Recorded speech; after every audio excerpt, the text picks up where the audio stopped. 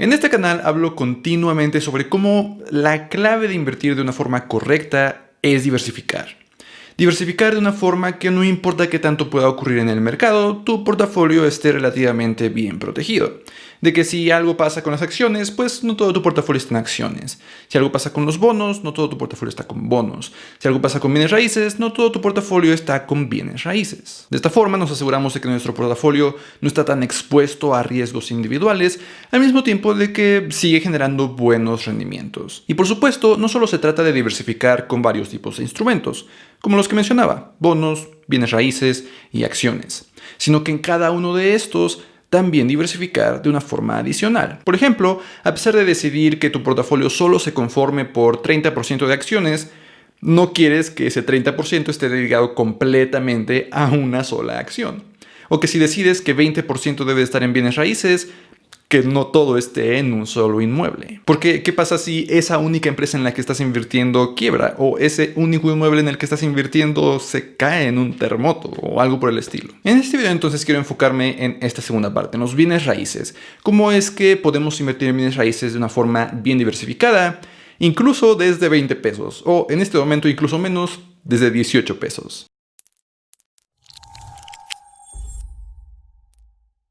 Hola, yo soy Eduardo Rosas y este es mi canal de finanzas personales. En este canal hablo todos los lunes, miércoles y viernes sobre distintos temas de finanzas personales en general, incluyendo por ejemplo inversiones como es el caso de este video, así que si es tu primera vez por aquí, considera suscribirte.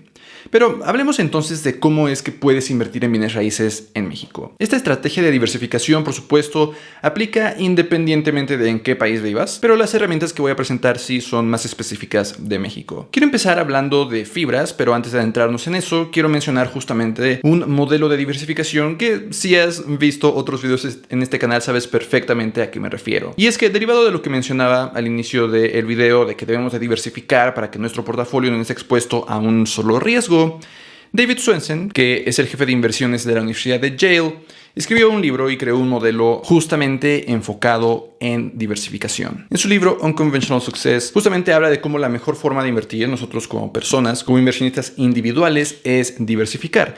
Y en su modelo establece que 20% de nuestro portafolio debería de ir a bienes raíces. Quiero hablar de ese 20%. Ahora, ojo, no necesariamente todos debemos de tener 20% de nuestro portafolio en bienes raíces. En su libro, de hecho, explica algunas cosas que podemos identificar con nuestra vida, con nuestra situación, para modificar un poco estos porcentajes. Pero siguiendo este ejemplo tradicional de ese 20%, empecemos ahora sí hablando con estas fibras. Teniendo siempre en cuenta que debemos de diversificar, no queremos que ese 20% que va a estar en bienes raíces esté en un solo inmueble.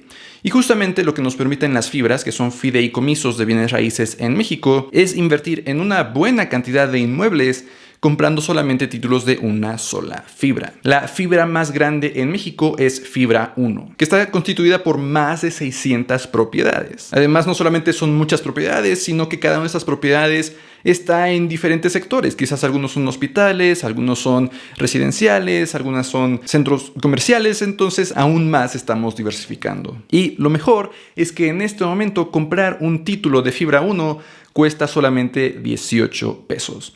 Ahora, es probable, por supuesto, que no puedas solamente tomar 18 pesos de tu bolsa e irlos a invertir con Fibra 1. Lo que necesitas hacer es crear una cuenta con algún broker, como podría ser Home Broker de GBM, que sí va a requerir que abras tu cuenta a partir de 1,000 pesos. También existe otro broker que se llama Cuspid en México que te permite invertir incluso desde menos, desde 100 pesos.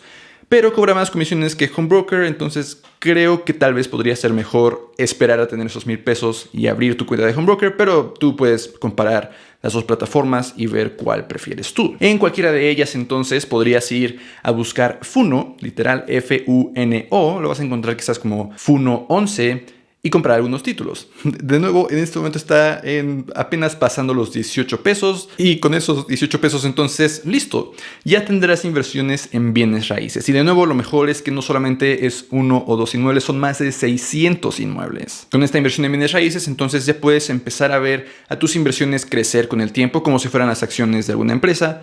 O por supuesto de crecer también. Justamente lo que ha pasado en meses recientes es que el precio de cada uno de estos títulos de Fibra 1 ha decrecido. Pero además de que tu inversión justamente espera que eventualmente crezca el valor de cada título, Cada uno de esos títulos te paga rentas. Después de todo, son bienes raíces. Es una de las partes principales de invertir en bienes raíces, recibir rentas. Y cada uno de estos títulos en Fibra 1 que tú compres te va a empezar a pagar en forma de dividendos estas rentas, que en este momento van a estar alrededor del 10% del valor de cada título. Por ejemplo, si tú compras 100 títulos, es decir, inviertes 1,800 pesos en Fibra 1, al año vas a estar recibiendo alrededor de 180 pesos de renta. Además, por supuesto, de que tus 1,800 pesos siguen ahí.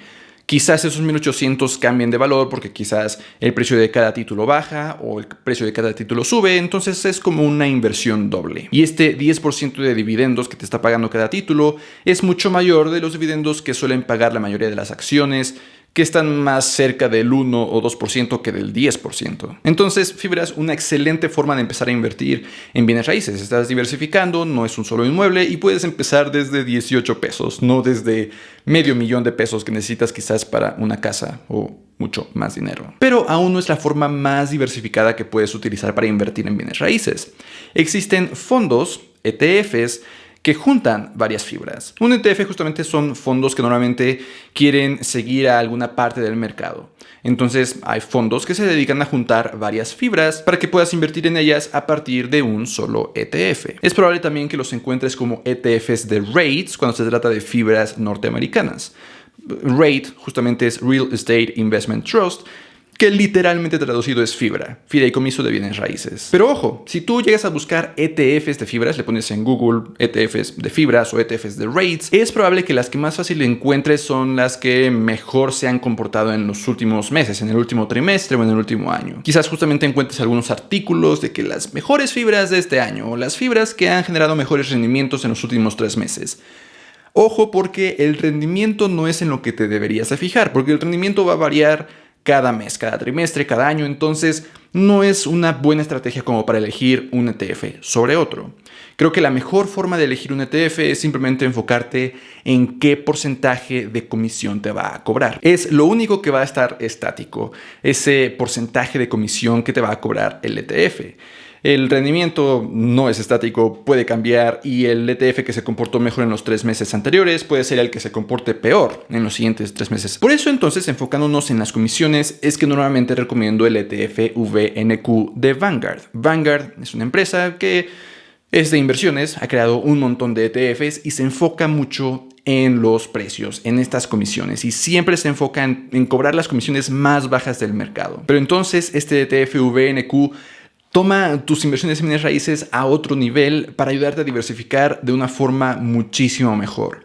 Mientras que, por supuesto, una fibra te ayuda a diversificar invirtiendo en cientos incluso de propiedades, un ETF te puede ayudar invirtiendo en decenas y decenas de fibras. Comprando entonces un solo título de VNQ, ya estás invirtiendo en varias fibras, en varios REITs, que además también, por supuesto, están bien diversificados. Por ejemplo, en este momento 14% de tu inversión se iría a bienes raíces residenciales, otro 10% a bienes raíces en la industria, otro 8% a salud, 8% a oficinas, 8% en tiendas y el otro 52% en varios otros sectores, cada uno de esos sectores con menos de 8% de tu inversión.